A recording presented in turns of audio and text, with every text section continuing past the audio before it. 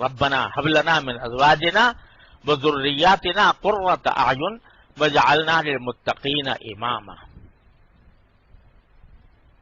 اب یہ دعا ایسی ہے کہ اگر بندہ یہ کثرت سے مانگے اللہ تعالیٰ سے تو اولاد کی تربیت کے لیے، اولاد کی بہتری کے لیے، یا میاں بیوی کے ازدواجی تعلقات کے لیے یہ دعا جب بندہ مانگے تو اللہ تعالی عام طور سے اللہ تبارک و تعالی قبول فرماتے ہیں، اور پھر واقعتاً اولاد اور ازواج آنکھوں کی ٹھنڈک بن جاتے ہیں، بشرطے کہ مانگنے والا چاہیے،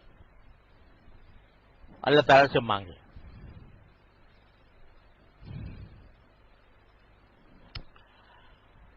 کوئی جو نہ شنا سے ادا ہو تو کیا علاج، ان کی نوازشوں میں تو کوئی کمی نہیں، لہذا مانگنے کی طرح مانگو. میں نے ایک بزرگ سے سنا، بڑے عالم کے بارے میں سنا کہ وہ فرماتے تھے کہ الحمدللہ میں روزانہ نماز میں جو درود شریف کے بعد جو دعا مانگی جاتی ہے اتحیات میں نا، جب آخری رکعت میں بیٹھتے ہیں تو درود شریف ہوتا ہے، اس کے بعد ایک دعا ہوتی ہے. عام طور سے لوگ ربنا آتنا فی الدنیا پڑھ لیتے ہیں کوئی. تو وہ فرماتے تھے کہ میں ساری زندگی جب سے میرے نکاح ہوا اس وقت سے میں یہ دعا پڑھتا تھا، مانگتا تھا ربنا هب لنا من ازواجنا وذرياتنا قرۃ اعین وجعلنا للمتقین اماما. تو اللہ تعالیٰ کے فضل و کرم سے میری ساری اولاد میرے لیے آنکھوں کی ٹھنڈک بنی، کیونکہ کوئی نماز خالی نہیں تھی اس دعا سے. ربنا هب لنا، یہ جو دعا مانگتے ہیں نا یہ درود شریف کے بعد آخری رکعت میں، تو اس میں عام طور سے ہم جو نماز کی کتابوں میں دعائیں لکھی ہوتی ہیں وہی سمجھتے ہیں کہ بس یہی پڑھ لی.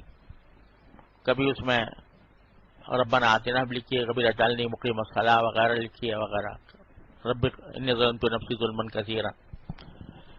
تو لیکن یہ جگہ ایسی ہے، یہ جگہ، یہ مقام اس وقت ایسا ہے کہ اس میں کوئی ایک دعا نہیں منقول کہ بس اسی کو مانگنا ہے ہر وقت. یہ وقت ہے در حقیقت اللہ تبارک و تعالیٰ کی بارگاہ میں حاضری ہوئی، اللہ نے توفیق دی، نماز پڑھی، 4 رکعتیں پڑھی، 2 رکعتیں پڑھی، 3 رکعتیں پڑھی، جتنی بھی اللہ نے توفیق دی پڑھی. جب بالکل ختم ہونے لگا، نماز ختم ہونے لگی، قیام ہو گیا، رکوع ہو گیا، سجدہ ہو گیا، قعدہ ہو گیا، جب رخصت ہونے کا وقت آیا تو اللہ تعالیٰ فرماتے مانگ لو یار، اس وقت کچھ جا تو رہے ہو، جانے سے پہلے کچھ مانگ کے جاؤ. جیسے بادشاہ کے دربار میں آپ جائیں کسی کے، اور سلام دعا کرنے کے بعد، ملاقات کرنے کے بعد وہ کہے کہ بھئی کوئی میں بتاؤ میں تمہاری کیا خدمت کروں، تو اس وقت جو بہترین بات، زیادہ سے زیادہ بہتر چیز جو ہے وہ مانگ لینا چاہیے نا بندے کو.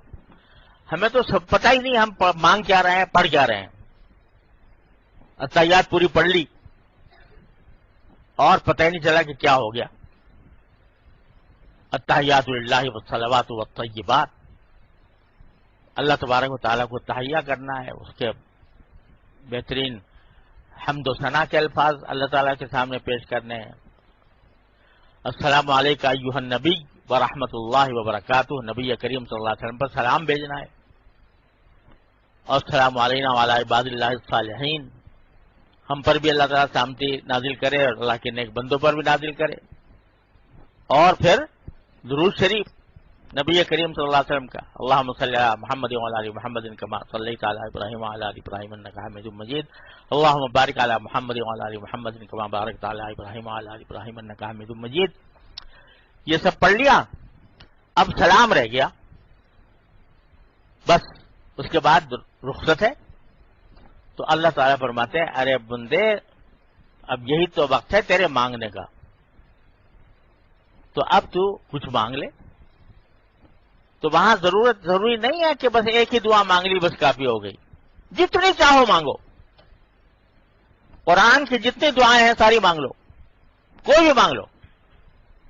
اور احادیث میں جو نبی کریم سرور دو عالم صلی اللہ علیہ وسلم سے جو دعائیں منقول ہیں وہ مانگ لو, جو چاہو مانگ لو, اور کثرت سے مانگ لو, جتنا تمہارے پاس وقت ہو دعا مانگنے کا. تو مانگو تو یہ رخصتی تحفہ ہوگا اللہ تبارک و تعالی کی طرف سے.